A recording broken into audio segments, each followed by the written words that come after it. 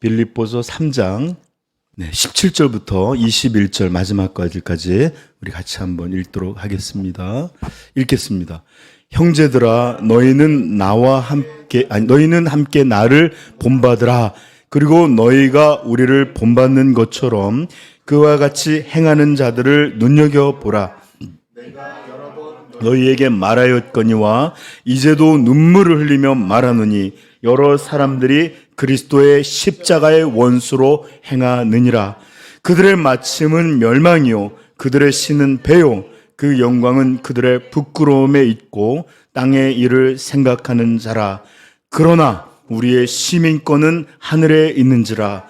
거기로부터 구원하는 자 곧 주 예수 그리스도를 기다리노니 그는 만물을 자기에게 복종하실 수 있는 자의 역사로 낮은 몸을 자기 영광의 몸의 형체와 같이 변하게 하시리라. 아멘. 제가 한번 예전에 말씀드렸던 것 같은데, 예전에 저하고 친했던 전도사님과 정말 몇 시간이 걸친 토론, 아니 실상은 거의 전투적인 논쟁을 벌였던 적이 있습니다. 사실 제가 전에도 얘기했지만 이게 평일날 했으면 좋았을 텐데, 마지막 학기 말 시험을 앞두고 우리 둘이 열심히 공부하자 이렇게 모여서 했는데, 이렇게 밤을 홀딱 새우면서 침 튀기면서 토론을 했네요. 많은 이야기가 오갔지만 주된 이야기는 오늘날 기독교를 어떻게 보아야 하느냐라는 것으로 굉장히 논쟁을 했어요. 그분은 오늘날 한국 기독교를 너무 긍정적인 것으로 여겼고, 그래서 앞으로도 교회는 지금처럼만 하면 하나님의 나라가 임할 때까지 문제 없고 또 하나님 기뻐 받으실 것이다, 이런 주장을 하셨고요. 저는 여러분 잘 아시지만 제가 오늘날 기독교가 뭔가 잘못되어 있고 또 그러하기에 반드시 개혁이 필요하다. 저는 사실 어떤 면에서 제2의 종교개혁, 이건 윤리적인 개혁이라기보단 교리적인 개혁이 좀 필요하다고 좀 싶을 정도로 한국교회가 크게 문제되어 있다고 생각을 했어요. 그래서 이런 게 그런 모습이냐, 막 그럼 또 얘기하면 또 그렇고 막 이런 얘기하다가 하여튼 그런 이야기를 오고 갔는데, 누가 맞는지는 아마 목소리 크기로 결정했을까요? 목사님들 다 목소리 큰데 아니면 논증의 합리성이나 논리로 이런 이야기가 결정됐을까요? 그렇지 않죠. 결국은 끊임없는 평행선을 달렸고, 시험 준비 때문에 안 되겠다, 그만하자. 그러고서 조금 준비하다 잤습니다. 이게 어떤 게 맞는지 오직 하나님만이 아실 것입니다. 하나님만이 판결하실 거예요. 그렇죠? 그러나 교회에 대한 이런 문제는, 이것이 어떤 상태냐의 문제는 나중에 하나님이 판단하시겠지, 이 미뤄둘 만한 문제는 사실 아니에요. 여전히 이것은 우리에게 너무나 중요한 문제입니다. 왜 그러한가 하면, 조금 전 제가 여러분들에게도 은근히 말씀드렸듯이 이것을 어떻게 진단하냐에 따라서 앞으로 사역이나 그다음 교회의 방향이나 이런 것들이 결정되기 때문에 그래요. 한 분은 너무 긍정적으로 봤기 때문에 이대로 하면 된다 됐고, 저는 부정적으로 봤기 때문에 개혁이 필요하다. 진단에 따라 달라진 거예요. 그렇죠? 앞으로의 방향이. 로이드 존스 목사님도 그분이 아주 유명한 의사 밑에서 훈련을 받았고 또 본인도 훌륭한 의사의 길을 걷고 있었는데, 의사에게 가장 중요한 일은 다른 게 아니라 병을 진단하는 것이다 라는 거예요. 아무리 그가 대단한 지식이 있어도 우리 위가 아픈 환자에게 감기약을 주면 안 되잖아요. 이게 어떤 것이냐를 알아야만 돼요. 그렇죠? 동일하게 영혼의 의사인 목사도, 목회자들도 반드시 가장 우선적이고 중요한 게 뭐냐? 한 영혼의 상태에 대한 진단이다, 이렇게 말했습니다. 왜요? 그래야만 어떻게 치료하고 어떤 방향으로 이것들을 회복시켜야 되겠구나가 결정이 돼요. 그죠? 네. 자, 그렇다면 이런 기독교 현실에 대한 판단은 각 개인이 갖고 있는 그냥 성향, 소견, 또 자신의 경험 속으로 이루어진 이론들, 이런 것으로만 으로 이루어진다라고 생각할 수 없겠죠. 그죠? 네, 만약에 그런 것에서만 차이가 나는 걸까요, 정말? 왜 한 사람은 너무 긍정적으로 보고 똑같은 걸 보는데 또 한 사람은 전혀 다르게 볼까요? 과연 무엇이 이런 것들을 참되게 진단할 수 있는 근거는 없는 걸까요? 네, 네, 그것은 여러분들도 벌써 머릿속에 생각하겠지만 그저 한 개인의 판단, 성향, 소견 또는 어떤 이런 게 아니라 그것은 오직 하나님의 말씀, 오직 거룩하신 하나님의 말씀인 성경의 진단을 통해서만 참된 이렇게 근거를 가지고 판단하고 진단할 수 있다라는 거예요. 그렇죠? 아멘? 네, 그래요. 그래서 저는 여러분은 다시 한번 묻고 싶어요. 그렇다면 오늘날의 기독교, 오늘날의 우리 현대교회, 오늘날의 우리 성도들은 정말 성경이 말하고 있는 그 온전함, 성경적인 모습인가? 정말로 성경이 우리에게 들려주고 보여주고 나타냈던 그런 신앙, 그런 교회, 이런 모습을 오늘날 우리 교회들이 갖고 있는가? 저는 바로 이 지점에서 제가 현대 교회 그리고 저 자신 포함해서 현대 그리스도인들을 몹시도 부정적으로 보게 되는 원인이 바로 이런 것에 있습니다. 오늘날의 기독교는 절대로 성경 속 기독교가 보여줬던 그런 신앙, 그런 교회의 모습이 아닙니다. 또한 교회사의 참된 성도들이 보여줬던 그 불굴의 신앙들, 양보하지 않고 오직 예수 그리스도만을 바라보는 그런 신앙, 이런 모습이 아닙니다. 오늘날 우리들은 너무나 세속적이고 하나님이 어떻게 여기는지가 아니라 사람이 어떻게 여기는지, 인본적이고 신앙을 가졌지만 너무 어리고 또 참된 모습이라 하지만 너무 초라한 현실을 갖고 있는 게 바로 오늘날 성도예요. 그 성도들이 모인 교회입니다.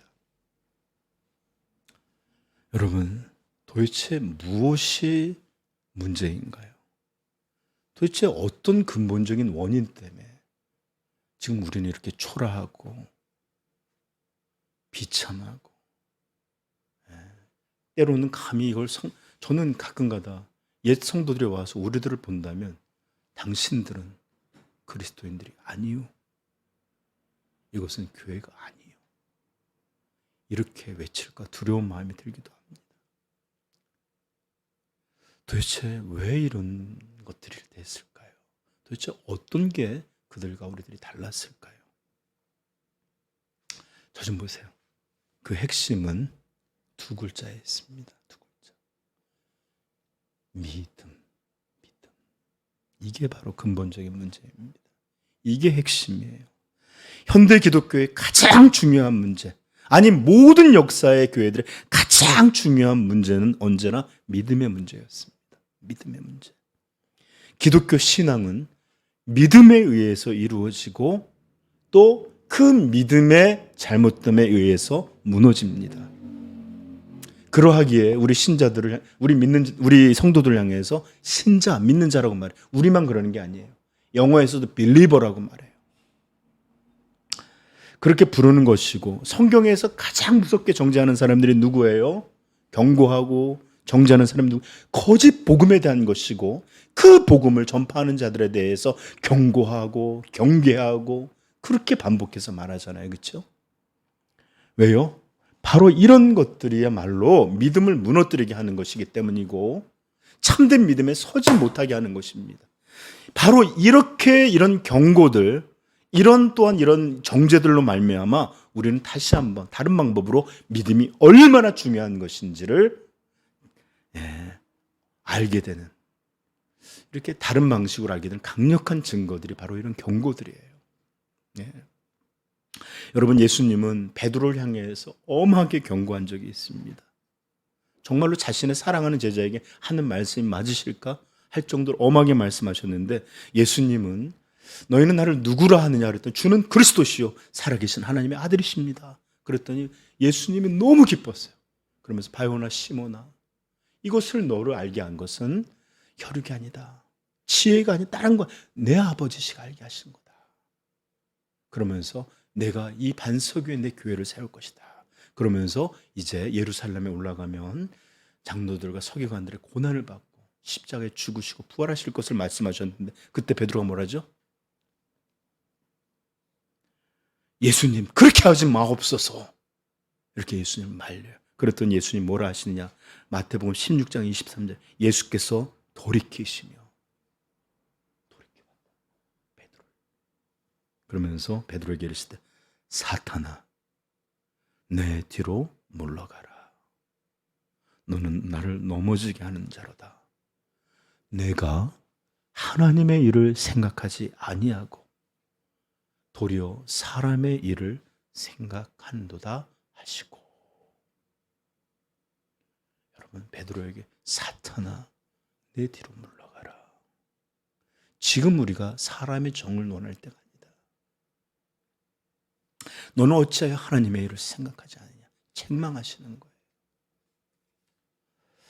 여러분, 이만큼 하나님, 우리 여러분들, 제가 종종 얘기하지만 대단히 여러분들 나쁜 일을 벌여서 가는 게 아니라 너무 인간적이고, 하나님의 일이 아니라 자기의 일을 생각하고, 하나님의 일이 아니라 사람의 일들을 너무 생각하기에 이런 책망을 받는 일들을 너무 많이 해요. 자, 이렇게 중요한 하나님의 일에 대해서 예수님은 다른 복음서 요한복음에 이 하나님의 일이 어떤 것인지를 구체적으로 말씀하신 적이 있는데, 요한복음 6장 찾아볼까요? 6장 27절부터 29절까지 읽겠습니다.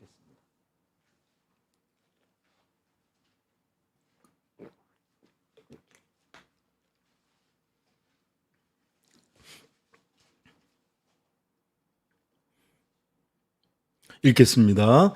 썩을 양식을 위하여 일하지 말고 영생하도록 있는 양식을 위하여 하라.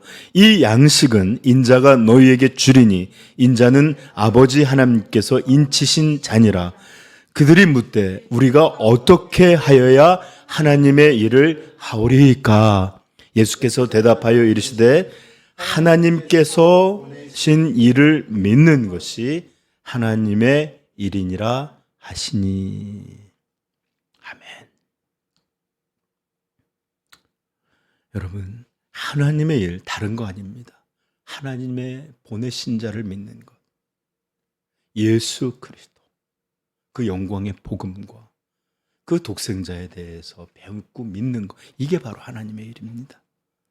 여러분, 기독교에서 가장 중요한 것, 그것은 뭘까요? 바로 하나님의 말씀을 참되게 믿는 믿음이에요.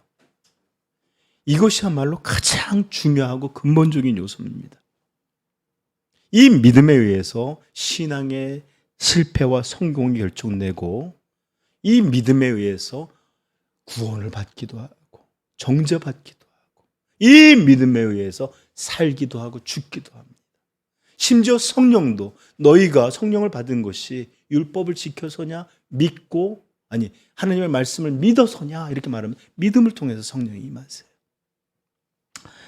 자, 그러므로 오늘날 기독교, 아니 모든 시대의 기독교는 언제나 믿음이 가장 중요한 문제였어요. 성공도 실패도. 자, 여러분, 이제 여러분들한테 오늘 잘 오셨는데 저 좀 보세요. 이거 잘 들으셔야 돼. 이제부터 여러분 아십니까? 기독교는 한 번도 자신을 절대로 종교의 하나로 여긴 적이 없어요. 아니, 목사님 무슨 말씀이세요? 목사님 맨날 말씀하시기 기독교는 진리의 종교다. 기독교는 하트 릴리전이다. 이런 마음의 종교다. 이런 얘기 많이 하셨잖아요. 그러잖아요. 그렇죠? 잘 들어보세요. 기독교는 사회 분류적으로는 종교에 속하는 게 맞습니다. 그러하기에 만약에 여러분들이 신상카드나 이런 것들을 쓸 때 종교 이렇게 하면 기독교 이렇게 쓰는 거예요. 자, 이렇게 적다 보면 우리 기독교가 종교의 수많은 카테고리 속에 포함되는 것처럼 우리 스스로도 여겨질 수 있을지 모르지만 기독교는 한 번도 자기를 세상의 많은 종교 중에 하나로 여긴 적이 없어요. 여러분 아시잖아요. 세상에 많은 종교가 있죠? 어떤 종교가 있습니까? 불교, 이슬람, 천주교, 우리나라 천부교, 배하교, 뭐 많잖아요. 그렇죠? 심지어 수많은 사이비도 있고 미신들도 있잖아요. 그렇죠?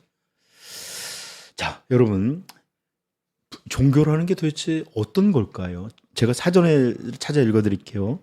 종교, 일반 신이나 초자연적인 절대자 또는 힘에 대한 믿음을 통하여 인간 생활의 고뇌를 해결하고 삶의 궁극적인 의미를 추구하는 문화 체계, 그 대상, 교리, 행사의 차이에 따라 여러 가지가 있는데 애니미즘, 토테미즘, 물심 숭배의 한마디로 동물을 섬기거나 정령을 섬기는 이런 초창기 초기적 신앙 형태를 비롯하여 샤머니즘이나 다신교, 불교, 기독교, 이슬람교 따위의 세계 종교에 이르기까지 비제도적인 것과 제도적인 것들이 있다. 이게 종교에 대한 정의예요.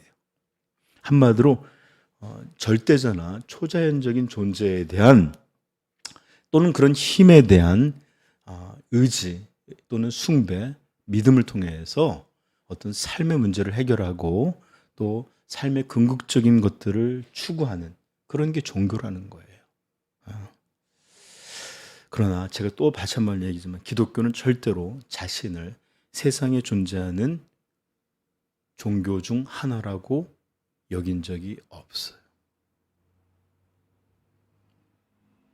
그렇다면 자신을 어떻게 여겼을까요? 기독교가 성경이 말하는 기독교는 어떤 종교로 여겼을까요? 어떻게 여겼을까요? 잘 들으세요. 이게 진짜 중요해요. 이것만 잘 듣고 가면 나머지는 좀 잊어버려도 돼요. 기독교는 자신을 진리, 오직 유일한 진리로 여기고 있습니다. 조금 양보해서 말한다 할지라도 기독교는 자신을 유일한 종교로 여기고 있다 이 말이에요. 근데 유일한 종교란 말은 사실 정확한 표현 아니에요. 제가 어떤 것인지 설명해 줄게요. 기독교는 종교라기보다는 진리라고 자신을 얘기했어요. 이게 어떤 뜻인지 좀 설명할게요. 이사야 44장 45장에 보면 이런 말씀들이 나와요. 이스라엘의 왕인 여호와, 이스라엘의 구원자인 만군의 여호와가 이같이 말하노라. 나는 처음이요 나는 마지막이라. 나 외에 다른 신이 없느니라. 처음과 마지막, 내가 모든 것이고 나 외에 다른 것 없다, 이런 뜻이에요. 죄송하지만 부처 없어요. 다른 어떤 신들 없어요. 7절부터 8절, 내가 영원한 백성을 세운 이후로 나처럼 외치며 알리며 나에게 설명할 자가 누구냐? 있거든 될 일과 장차 올 일을 그들에게 알릴지어다. 너희는 두려워하지 말며 겁내지 말라. 내가 예전부터 너희에게 듣게 하지 아니하였느냐? 알리지 아니하였느냐? 너희는 나의 증인이라. 나 외에 신이 있겠느냐? 과연 반석은 없나니 다른 신이 있음을 내가 알지 못하노라. 나 외에 없다고 말씀하시고 내가 다른 신이 있다는 건 나는 알지 못. 이게 뭔 말 뭐예요? 무슨 뜻이에요? 없다는 뜻이에요. 전지전능한 이가 없다고 선언하는 겁니다. 이사야 45장 21절 22절, 너희는 알리며 진술하고 또 함께 의논하여 보라. 이 일을 옛부터 듣게 한 자가 누구냐? 이전부터 그것을 알게 한 자가 누구냐? 나 여호와가 아니냐? 나 외에 다른 신이 없나니 나는 공의를 행하며 구원을 베푸는 하나님이라. 나 외에 다른 이가 없느니라. 땅의 모든 끝이요 내게로 돌이켜 구원을 받으라. 나는 하나님이라 다른 이가 없느니라. 이 정도만 할게요. 정말로 많이 있는데 이게 바로 하나님이 우리 인생에 들려주시는 성경의 진실이에요. 이것이 바로 이 세상의 사실이에요. 오직 기독교만이 유일한 진리의 말씀을 여러분 가지고 있는 것입니다. 아멘. 이것에 있어서 성경은 조금도 다른 여지를 주지 않습니다. 오직 하나님만 계시다. 오직 하나님만 신이시다. 오직 우리 하나님만이 이 땅을 창조하시고 우주 만물을 창조하셨다. 그리고 지금도 유지하고 계신 분이다. 또 마지막에 새 하늘과 새 땅을 우리에게 내리실 분이 바로 이 하나님이시다. 이게 성경이 우리에게 들려주는 계시입니다. 그러므로 기독교는 자신을 그냥 많은 종교 중에 수많은 세상에 대한 이야기, 세상이 어떤 여신과 어떤 남신이 만나서 어떻게 나서 지구, 이런 수많은 설명들 중에 하나가 아니라 오직 기독교는 자신만이 진리, 즉 이 세상과 존재하는 모든 것들의 유일한 진실과 사실을 담고 있는 것으로 자신을 주장하고 있습니다. 그러니 기독교는 참 미움을 많이 받겠어요. 그렇죠? 자기만 잘 옳고 맞다니까. 자, 그리고 성도들은 누구냐? 우리 기독교인들은 바로 이런 성경의 이야기를 성경이 우리에게 들려주는 것 같이 이것만이 이 세상과 인간과 영적 세계에 대한 유일한 진실로, 유일한 사실로 여기는 자가 누구다? 우리 성도예요. 그래서 우리는 신자예요. 신자. 그래서 기독교는 다른 종교에 몹시도 미움을 받습니다. 그리고 다른 종교만이 아니라 기독교를 믿지 않는 다른 모든 사람에게 공적이 되기도 합니다. 네. 여러분, 기독교가 언제나 세상에 쉽게 받아들인 적 한 번도 없어요. 왜요? 그러냐? 그들은 종교인이 아니라 할지라도 그들은 보이지 아니하는 하나님을 인정하지 않아요. 그리고 여기도 신이 있다, 저기도 신이 있다, 저기 이런데 왜 너희들만 진짜 신이냐 말하느냐? 받아들이지 않아요. 심지어 논리적으로 이해되지 않는다 할지라도 창조라는 말보다는 빅뱅이라는 이론을 더 좋아합니다. 여러분, 그들이 살아가는 것은 그들에게 있는 모든 세상은 이 땅이에요. 그들의 삶의 터전은 여기에요. 그들은 전부 육체뿐이에요. 죽으면 끝이지 뭐가 있느냐라고 얘기를 해요. 바로 이것이 이 땅을 살아가는 사람들이 믿는 사실이고 그들이 말하는 진실이고 그들이 말하는 진리가 바로 이거예요. 그러나 우리 기독교인들은, 우리 믿는 신자들은 이 땅의 근원이, 그리고 존재하게 되는 것이, 우리가 보는 것이, 우리가 존재하는 것이 그저 이러쿵저러쿵이 아니라 성경이 우리에게 이것이 사실이다라고 들려주는 진리대로 하나님만이 창조자예요. 하나님만이 세상을 운행하시고 하나님이 우리 인간에게 생명도 주시고 심판도 하시고 구원도 하시는 유일한 하나님이시다라는 것을 믿는 이가 누구다? 우리 기독교인입니다. 그러므로 눈에 보는 것만 믿는 사람들에게 얼마나 이 일이 황당해 보여요. 어리석게 보여요. 여러분, 지금 미안하지만 집에서 쉬면 얼마나 좋아요. 그렇죠? 내일 휴일인데 체력 비축했다가 그래야 되잖아요. 그렇죠? 아파갖고 죽겠는데 이러고도 가야 돼. 그럼 누가 뭐라 그러겠어요? 쉬세요. 그러지. 네, 진짜로. 그러하기에 우리도 똑같이 이 땅의 백성으로 태어났고 이 땅에서 우리는 계속해서 살아왔어요. 심지어 우리는 믿음을 갖고 주의 백성이 됐다 하면서도 여전히 우리가 살아왔던 방식에서 완전히 벗어나지 못하기에 보이는 게 중요하고 디디는 땅이 중요하고 만나는 관계가 중요하고 살아가는데 필요한 요소들이 중요해요. 멀리 있는 것들, 허황된 것처럼 멀어 보여요. 그러므로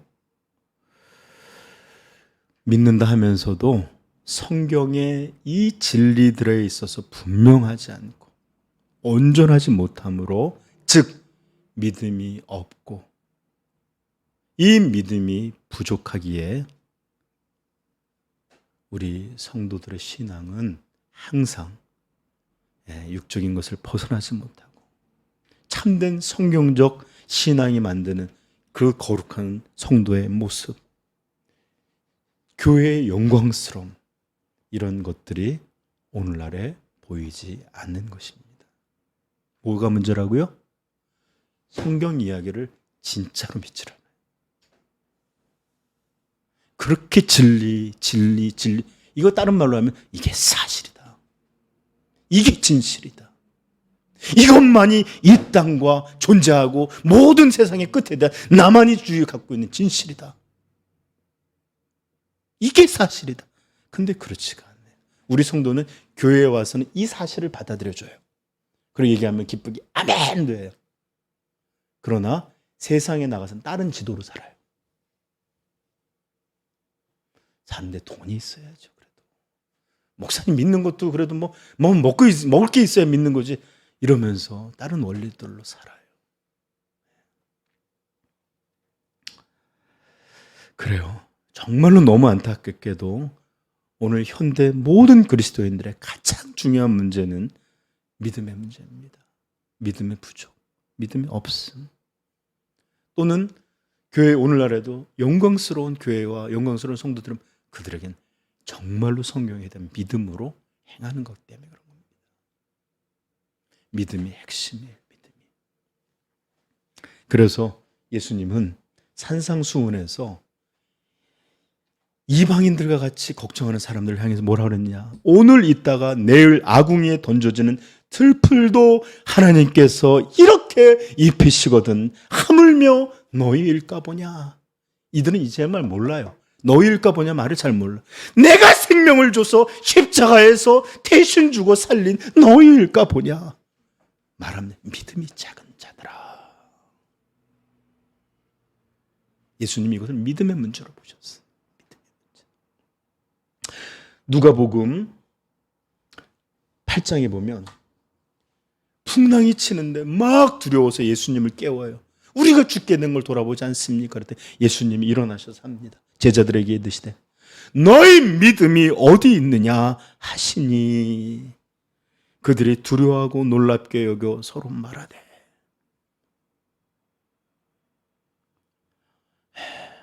너희 믿음이 어디 있느냐.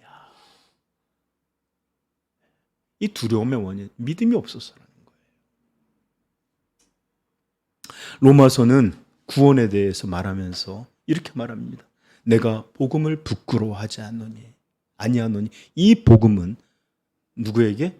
모든 믿는 자에게, 흑인이나 백인이나 아시아인이나 남자나 여자나 자유자나 종이나 왕이나 또는 노예나 모든 믿는 자에게 구원을 주시는 하나님의 능력이 됨이라. 복음에는 하나님의 의가 나타나서 믿음에서 믿음에 이르게 하나니 기록된 바 오직 의인은 하박국 오직 나의 의인은 믿음으로 말미암아 살리라 함과 같으니라. 기독교인은 믿음으로 사는 사람들이에요. 그러므로 믿음이 없으면 못 살아요. 무너져요. 그리고 히브리서는 우리 기독교인의 삶, 기독교인의 신앙의 본질에 대해 뭐라고 말하냐? 히브리서 11장 6절. 믿음이 없이는 하나님을 기쁘시게 하지 못하나니. 이 말은 다른 말은 뭐예요? 아무것도 모자른 자들이라도 믿음이 없이는 하나님을 기쁘시게 한다. 이 말이에요. 이 믿음이 신앙의 비밀이다. 그러므로 하나님께 나아가는 자는 반드시 그가 계신 것과 또한 그가 자기를 찾는 자들에게 상 주시는 이심을 어떻게 해요? 믿어야 할지니라. 믿음. 여러분 저 좀 보세요. 왜 넘어지나요? 믿음이 부족해서. 왜 흔들리고 두려워하나요? 믿음이 부족해서. 왜 경건치 못하나요? 믿음이 부족해서. 그럼 어떻게 그래도 이렇게 나와 있나요? 그래도 믿음이 있기 때문이에요. 믿음이 성도의 거의 모든 것이. 왜? 기록된 바 나의 의인은 오직 믿음으로 말미암아 살리라. 함과 같으니라. 자, 그렇다면 여러분, 하나님의 말씀, 성경을 믿어야 하는데 그 성경이 말하는 진실, 진리, 사실 이런 것들은 무엇입니까? 첫 번째, 하나님은 살아계시다라는 이 사실에 대해서 믿어야 합니다. 이건 사실이에요. 아멘? 우리에게는 분명한 현실이에요. 그리고 그분이 온 우주 만물을 창조하셨다는 것. 이건 너희 주장이 아니라 이것은 진리입니다. 아멘? 예. 그리고 우리 인간은 하나님의 형상으로 창조되었고, 그렇지만 하나님을 배반하여, 즉 죄를 지어 죽음과 영원한 심판을 받게 되었다. 그리하여서 인생은 이리 고난이 많고 죽음과 사망과 질병과 이런 것이 있다라는 거예요. 이게 성경이 들려주는 사실이에요. 그렇습니다.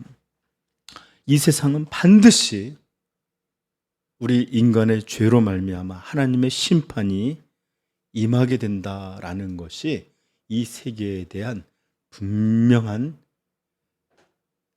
진실입니다. 세계의 진실이에요. 노아의 홍수 때 아무도 믿지 않고 노아의 가족만 믿었던 것처럼 소돔과 고모라가 완전히 망할 때도 천사를 보냈음에도 농담으로 여기고 믿지 않았던 사람들이 있었죠.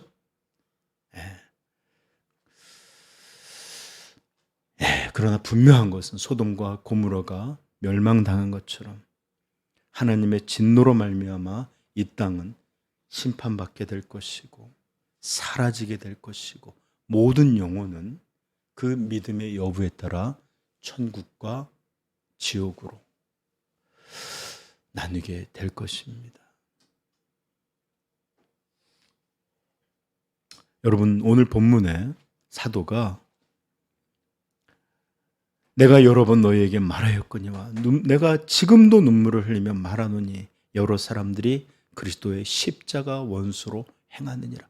왜 이것에 대해서 울고 있을까요? 왜 이것에 대해서 사도는 여러 번 말했고 왜 눈물을 흘리며 또 다시 말하고 있을까요? 바로 그들의 마침이 멸망이기 때문에 그렇습니다.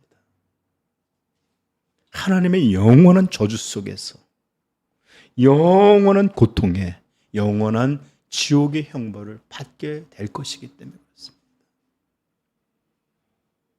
이게 사실이 아니라면 그는 울 이유가 없었어요. 여러분 생각해 보십시오. 믿지 않아서 저주에 받을 수도 있지만 분명히 그리스도에 대해서 들었어요. 매주 나와 주의 교회에 속했고 복음을 들었고 죄의 심판에 대해 들었고 예수 그리스도의 구원에 대해서 들었어요. 그런데도 거부하고 자기 멋대로 살기 위해서 듣지 않고 믿음은 들음에서 나는데 그 욕심을 버릴 수 없어서 듣지 않는 이런 일들로 지옥에 처하게 되고 십자가의 원수들로 행하게 됩니다. 유다를 향하여 차라리 나지 아니함만 못하다라고 한 것처럼 이 무서운 심판이 그렇게 사랑했던 지체들에게 임할 것을 생각하니 눈물을 흘리는 겁니다. 여러분, 이런 하나님의 영원한 진노와 이 무서운 심판은 기독교가 성경이 언제나 신구약에서부터 계속해서 주장하고 강조했던 내용입니다. 이것은 누군가 말하는 어린 아이들을 겁주기 위한 설화가 아니고 양심이 연약하고 지성이 부족한 사람들을 협박하기 위한 것도 아니고 천국과 지옥, 이것은 단지 목사가 교인들을 협박하고 또 교인들을 조종하기 위해서 들려주는 그런 내용이 아니에요. 이것은 누구보다 예수 그리스도께서 가장 많이 말씀하셨고 참된 믿음의 삶을 살아왔던 이들이 자신들이 바라보는 것과 세상이 주장하는 것이 아니라 오직 성경이 들려주는 것만이 이것이 진짜 현실이다 믿었던 믿음의 사람들이 보여줬던 진리였습니다. 여기에서 차이가 나는 거예요.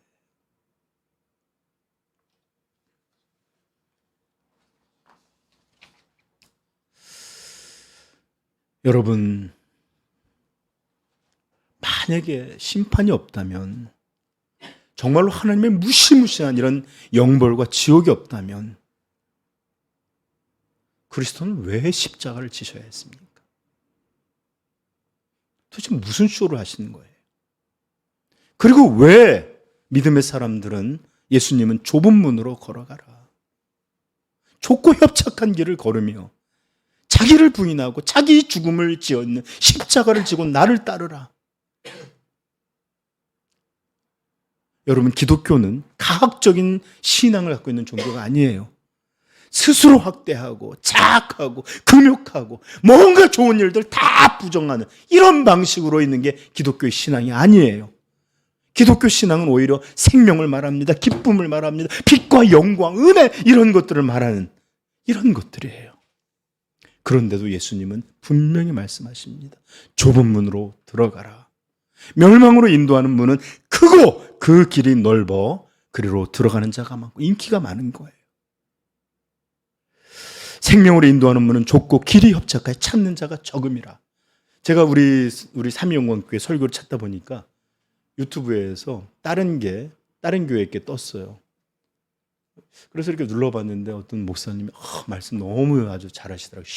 경상도 분인데 시원시원하게 막 하는데 성경만 읽지 말라고 그러면서 이렇게 믿으면 너무 쉬울 것 같은 이야기들을 해주는데 참 인기 있는 말씀이더라고요. 너무 과신앙적으로 살지 말라고. 아멘. 네. 저도 그렇게 말했으면 좋겠어요. 저도 인기 설교자가 되고 싶어요. 네. 그냥 마음에 길을 따르라고. 하나님 다 우리 용서해 주시고. 근데 왜 여기서 좁은 문으로 들어가라. 멸망으로 인도하는 문은 크고 그 길이 넓어 그리로 들어가는 자가 많고 생명으로 인도하는 문은 좁고 길이 협착하여 찾는 자가 적음이라. 제가 누누이 얘기하죠. 우리 교회는 일반적으로 교회 성장하기는 힘든 교회다. 전 지금도 그 생각 못 버려요. 만약에 우리 교회가 성장한다, 기적입니다. 할렐루야, 은혜입니다. 찾는 자가 적은 곳에서. 그리고 요즘 보니까 교회 난 진짜 요즘요, 지나가면서 어디든 3층이든 4층이든 어디든 교회 있는 거 보면 능력자들이다. 야, 어떻게 저기 들어갔을까? 훌륭하다. 마태복음 16장 24절 이렇게 말합니다. 이에 예수께서 제자들에게 이르시되 누구든지 나를 따라오려거든. 누구든지 여러분, 신앙이 뭐예요? 예수님 쫓아가는 거잖아요. 그렇죠? 따라오려거든 자기를 부인하고 자기 십자가를 지고 나를 따를 것이니라. 자기 부인하고 자기 십자가, 죽음을 걸고 따르라는 거예요. 그러면서 또 말합니다. 오해할까봐 또는 그것을 관대하게 생각할까봐 누구든지 제 목숨, 이걸 갖다가 한마디로 그냥 이렇게 상징적인 의미로 어려운 길을 쫓아오려까봐 누구든지 제 목숨을 구원하고자 하면 잃을 것이요 누구든지 나를 위하여 제 목숨을 잃으면 찾으리라. 진짜 목숨에 대한 이야기라는 걸 다시 한번 강조하는 거예요. 여러분, 목회자는 교회를 유지해서 자신들의 직업과 생계를 이어가고 삶을 위해서 살아가기 위해서 목회하는 것이 아니에요. 그런 사람이 있다면 특별히 죄를 져서가 아니라 사꾼이라고 불러요. 삭을 위해서 일하는 사람. 여러분, 또는 종교적인 우월감을 위해서 다른 사람을 이리저리 불편하게 하고 불안하게 하고 협박하고 두려움으로 여러분들 조종해서 지옥 심판 이렇게 해서 여러분들을 조종하려는 거 아니에요. 이것만이 이 세상에 대한 유일한 진리요, 이 땅의 운명에 대한 유일한 진실이요, 하나님이 들려주신 유일한 이 세계에 대한 사실이기 때문에 그것을 전하는 것입니다. 여러분, 사람들로 하여금 이 소돔의 땅을 탈출시키는 것이 목회자의 유일한 목표는 아니라도 최우선의 목표인 것은 맞습니다. 곧 하늘로부터 하나님의 심판의 불이 임할진데 거기서 무슨 축복을 말할 것이며, 거기서 도대체 뭘 들려주면 여러분들 행복해요? 그러므로 이것만이 유일한 목표는 아닐지라도 최우선의 목표예요. 여기서 영원히 평안히 거하고자 하는 자들을 흔들고 또 그들에게 들려주고 또 그들에게 말함으로 여기서 탈출시키게 하는 것, 바로 천사들이 롯의 가족을 이끌어냈던 것처럼 하는 일이 목회자가 목표로 하는 일입니다. 우리 요한계시록 18장을 찾아보십시다. 18장 2절. 우리 상희성도 힘들면 누워서 들어도 돼요. 진짜로. 네. 저는요, 꼿꼿하게 앉아서 딴 생각하는 것보다 누워있더라도 하나님 말씀 귀 기울이는 게 더 좋아요. 그러니까 편하게, 힘들어서 안 들린다면 그것도 힘드니까. 제가 해봐서 알아요. 어떤 갔는데 무릎을 끌쳐놓고서 이제 예배를 드렸잖아요. 설교 하나도 안 들리더라고요. 근데 전도사니까 자꾸서 이러고 있는데 애들은 어떻겠어요? 이게 뭐 하는 짓이에요? 그러니까 편하게 그냥 귀를 잘 들을 수만 있다면 그렇게 하십시오. 예. 자, 계시록 18장 2절부터 4절까지 같이 읽어봅시다. 힘찬 음성으로 외쳐 이르되 무너졌도다 무너졌도다 큰 성 바벨론이요, 기신의 처소와 각종 더러운 영이 모이는 곳과 각종 더럽고 가증한 새들이 모이는 것이 되었도다. 그 이맹의 진노의 포도주로 말미암아 만국이 무너졌으며 그 땅의 왕들이 그와 더불어 음행하였으며 땅의 상인들도 그 사치의 세력으로 치부하였다 하여더라. 또 내가 들으니 하늘로부터 다른 음성이 나서 이르되 내 백성아 거기서 나와 그의 죄에 참여하지 말고 그가 받을 재앙들을 받지 말라. 아멘. 이게 여러분들을 예수 그리스도를 믿는 믿음으로 부르시는 하나님의 사랑입니다. 그냥 평안히 사는 게 싫고 여러분들이 그냥 자기 삶을 사는 게 꼴 보기 싫어서 그렇게 하는 게 아니에요. 말하는 거예요. 내 백성아 거기서 나와 그의 죄에 참여하지 말고 그 받을 재앙들을 받지 말라. 여러분 정말로 여러분들 우리 모두는 우리 주 예수 그리스도, 우리의 구원자 되는 분을 믿어야 합니다. 이러므로 말미암아 우리는 이 죄악과 이 심판에서부터 건짐을 받는 거예요. 우리 주 예수 그리스도만이 우리의 죄를 대속하신 유일한 구원자입니다. 다른 길은 없습니다. 내가 스스로 이게 무슨 죄야? 다 그렇게 살잖아. 이렇게 아무리 자기가 스스로 죄를 판단하고 할지라도 또 거기에 10,000명, 100,000명, 100,000명이 다 그래 동의해주고 네 말이 맞다 할지라도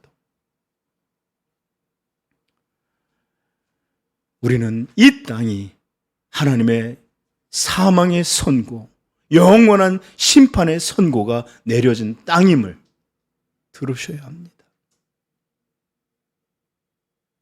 그리고 이제 우리 주 예수 그리스도를 믿고 또 우리뿐 아니라 또 이 땅에서 자기의 죄악들로, 자기의 죄악이에요. 여러분, 자기를 환경에 어떤 곳에 희생자로 여기는 사람 절대 회개하지 못해요. 우리는 다 말했잖아요. 자기가 만든 지옥에서 자기 죄로 죽는 거라고요.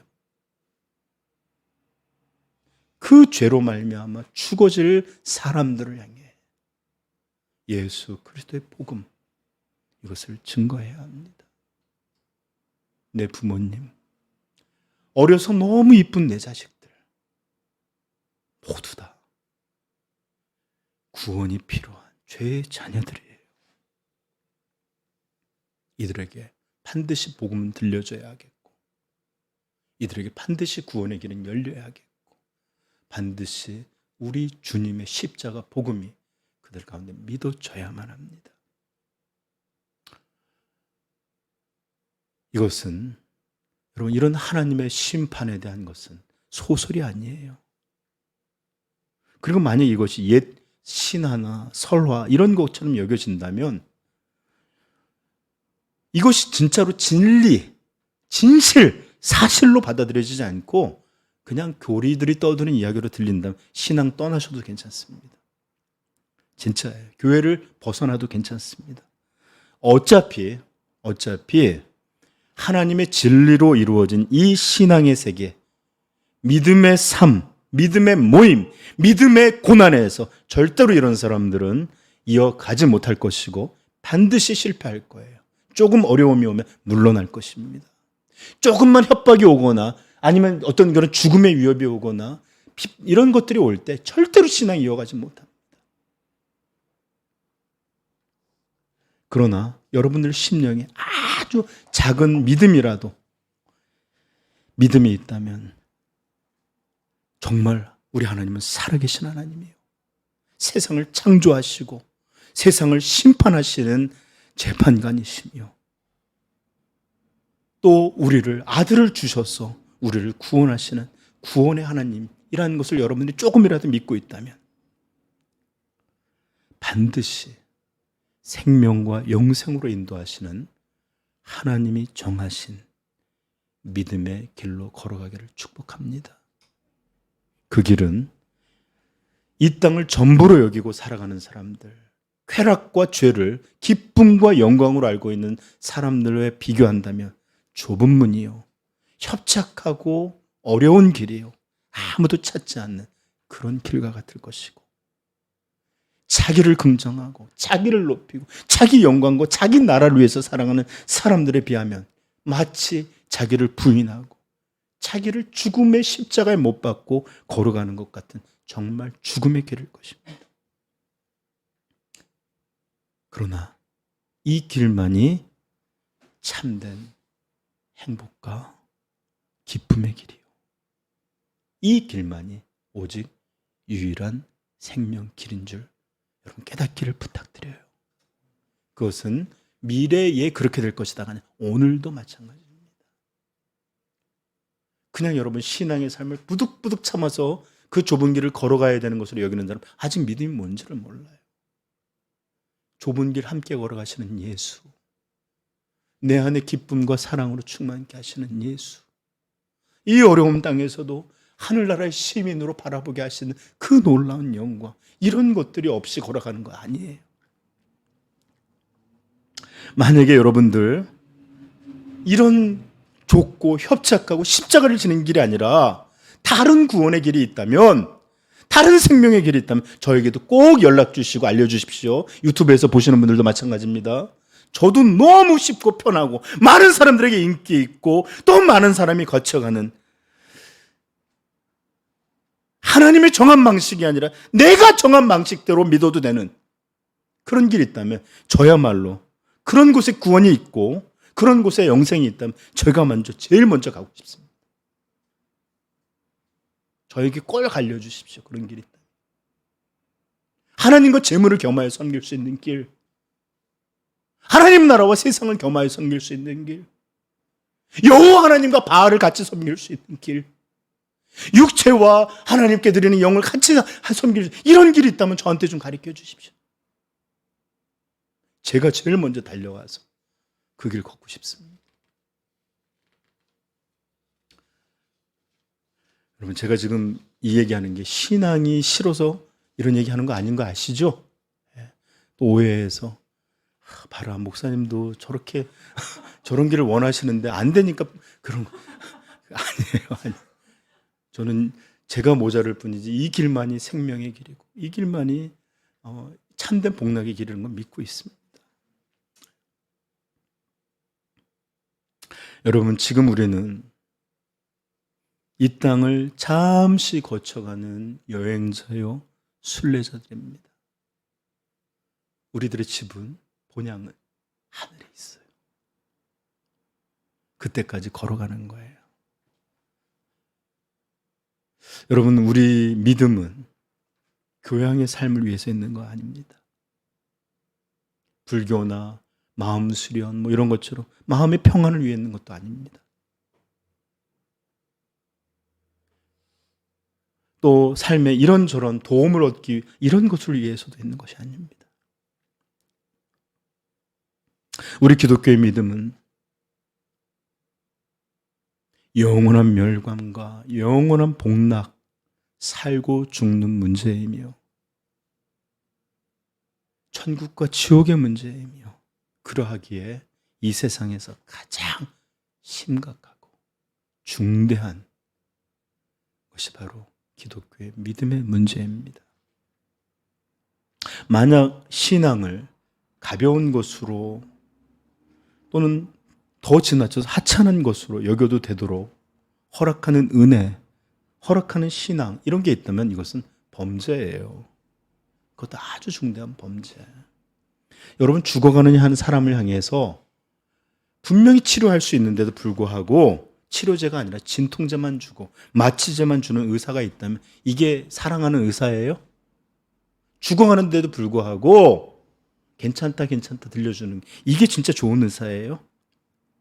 정말로 참된 의사라면, 정말로 환자를 사랑하는 의사라면 너무나 고통스럽고 힘겹고 그런 일이라 할지라도 생명을 건지기 위해 찢고 째고 이것도 하고 저것도 하고 분명히 고통받는 것을 알면서도 불구하고 그 생명을 위해서 애쓰는 의사가 좋은 의사예요. 사랑하는 의사인 것입니다.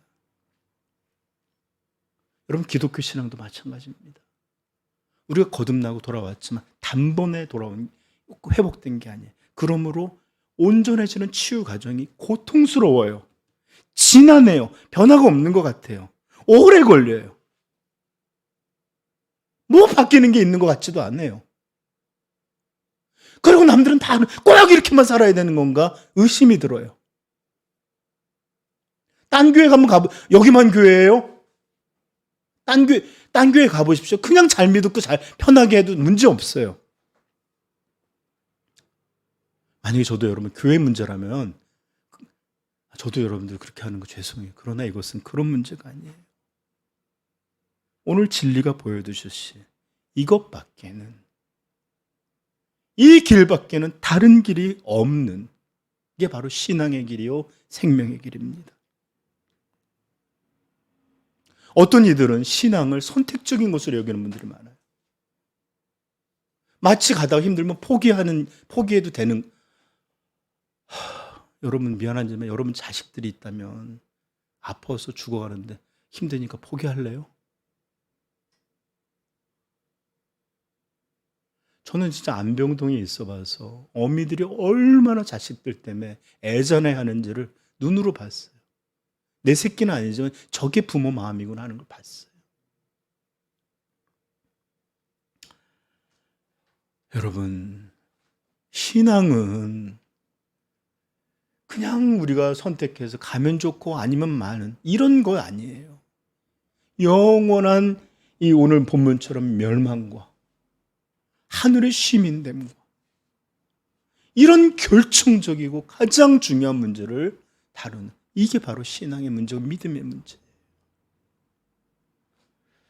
그리고 비록 이 길이 험하고 좁고 찾는 이 없고 죽는 것 같이 보이는 이 길을 할지라도 잘 들으세요. 우리 구원의 날은 너무 멀지 않고 오래지 않는다. 반드시 속히 임할 것이다 라는 것을 믿길 부탁드립니다. 그러므로 저는 여러분들에게 부탁드리고 싶어요. 제발 우리가 바라보는 이 땅 거민들을 바라보며, 그들과 우리는 나라가 다른 사람들이에요. 제발 그들을 바라보며 그들과 같이 이 땅에서 살고자 하는 유혹들, 여기가 내 땅인 것처럼 착각하는 그런 착각들, 이런 것이 유혹이라는 것을 깨닫고 완전히 버릴 수 있기를 부탁드립니다. 이 땅에서의 재산, 이것이 주는 안정감, 풍요감, 행복, 이런 거 여러분들 야고보서 5장 1절에 뭐라고 말합니까? 들어보셨습니까? 들으라 부한 자들아, 너희에게 임할 고난으로 말미암아 울고 통곡하라. 너희 재물은 썩었고 너희 옷은 좀 먹었으며 너희 금과 은은 녹이 쓸었으니 이 녹이 너희에게 증거가 되며 불같이 너희 살을 먹으리라. 너희가 말세에 재물을 쌓았도다.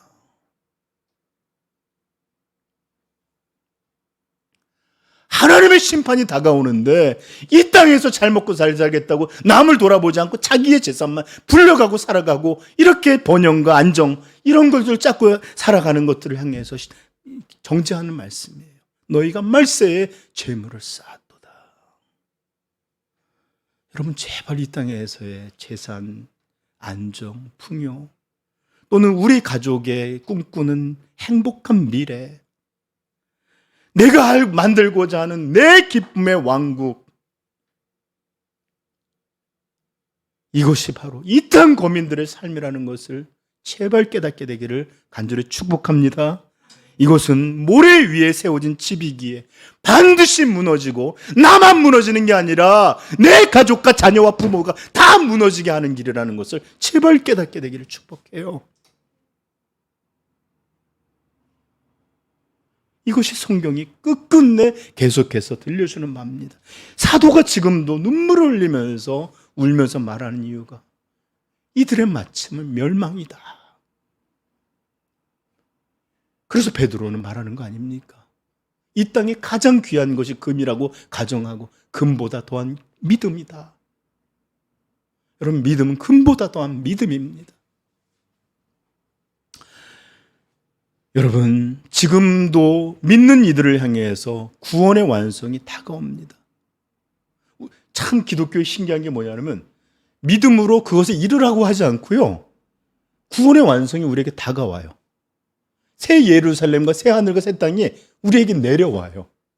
우리가 거기 올라가려 잡는 게 아니라 지금도 미래가 현실로 침투해 들어옵니다. 우리의 구원은 이렇게 빨리 다가오고 있고, 믿지 않는 자를 향해서는 하나님의 영원한 심판이 또 빠른 속도로 다가오고 있습니다. 지금 우리는 정말로 말세 중에 말세를 살고 있어요. 그러므로 오직 모래가 아니라 흔들리지 않는 반석이신 예수 그리스도, 우리의 유일하고 영원한 소망 되시는 예수 그리스도, 이분을 믿는 믿음에 여러분들의 삶을, 여러분들의 가정을, 여러분들의 모든 소망을 그 위에 세우시고 천국 시민으로 살아갈 수 있기를 간절히 축복합니다.